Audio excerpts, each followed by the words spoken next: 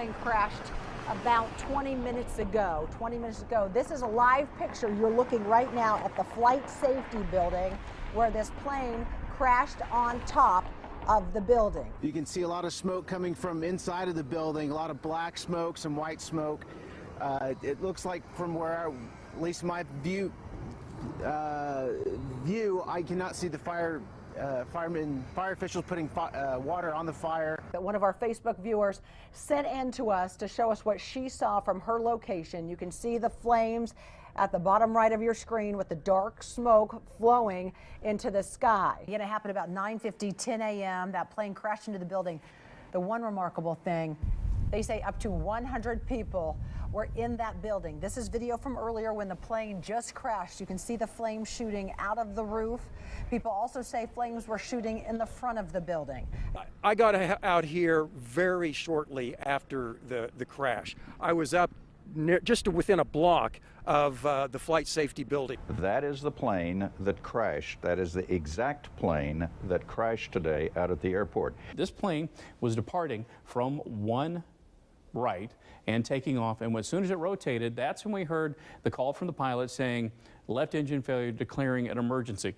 Anytime you have a multi-engine aircraft, sorry I don't have a beach model here, but once an engine fails, well, that one immediately starts producing drag and the other one still produces thrust. So it starts to yaw. It tries to turn the aircraft. What we learned so far, this is the newest information, and that is that everyone in that building is accounted for. You know the pilot? Yeah. In fact, he's worked for me on numerous occasions, flown with me right seat in the Learjet, and also flown my King Air, which is identical to this one. Well, we were on a conference call, and the building just kind of shook and rumbled.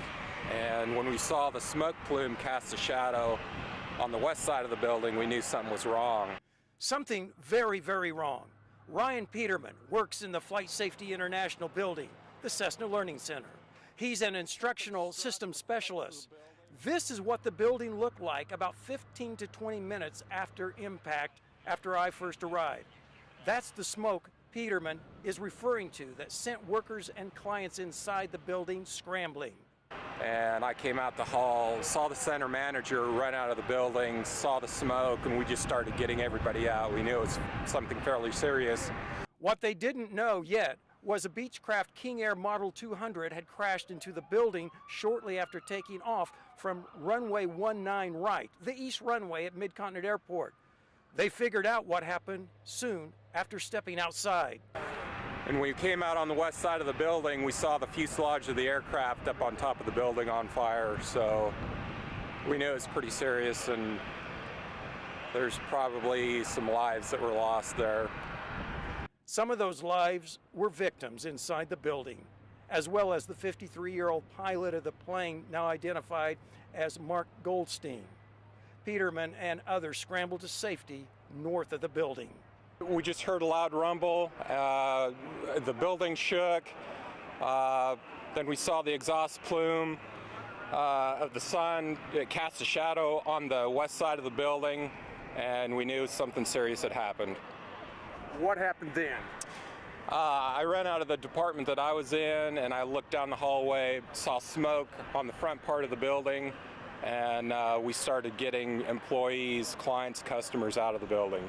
Based on air traffic control communication, we can put together a timeline of this event. We know the airplane was cleared for departure at 9:47 a.m.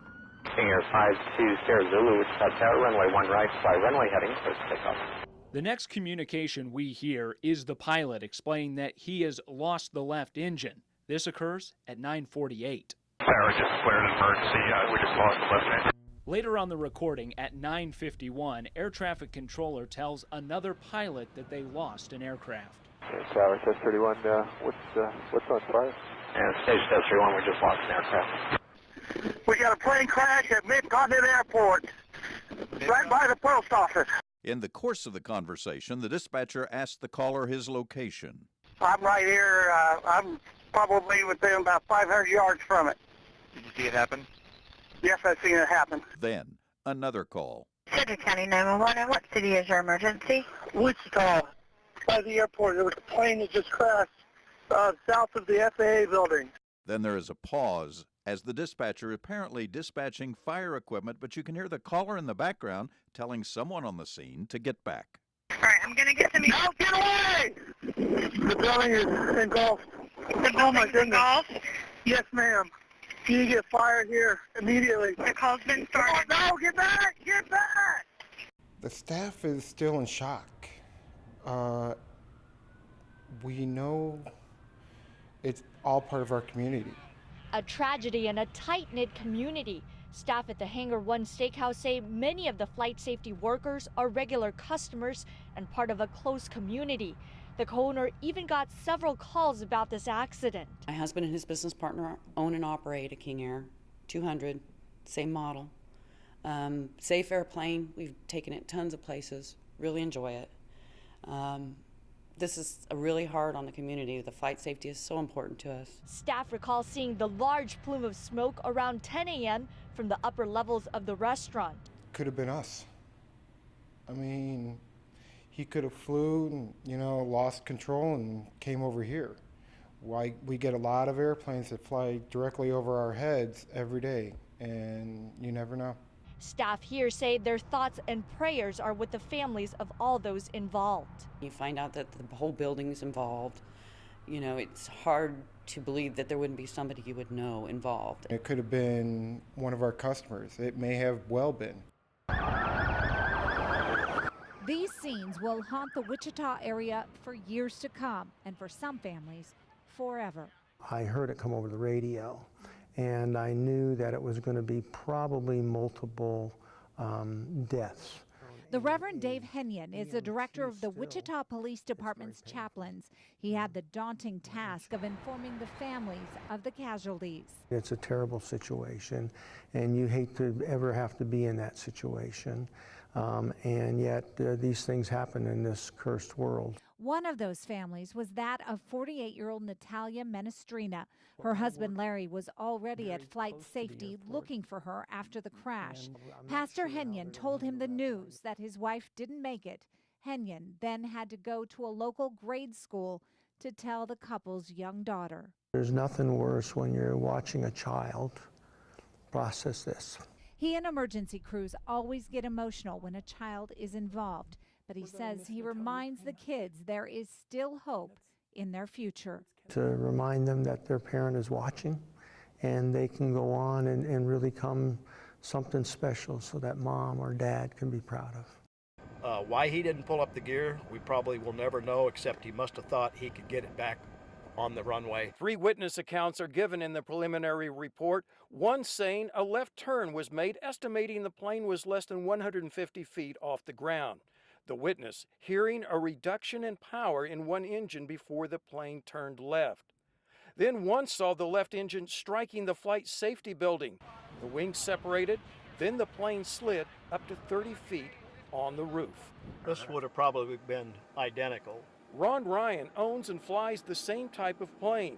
He believes the plane's left propeller didn't get feathered quickly enough, so like an anchor, it dragged the plane to the left, he says. I think he got caught at the absolute worst time. The minute he rotated and became airborne, his engine quit.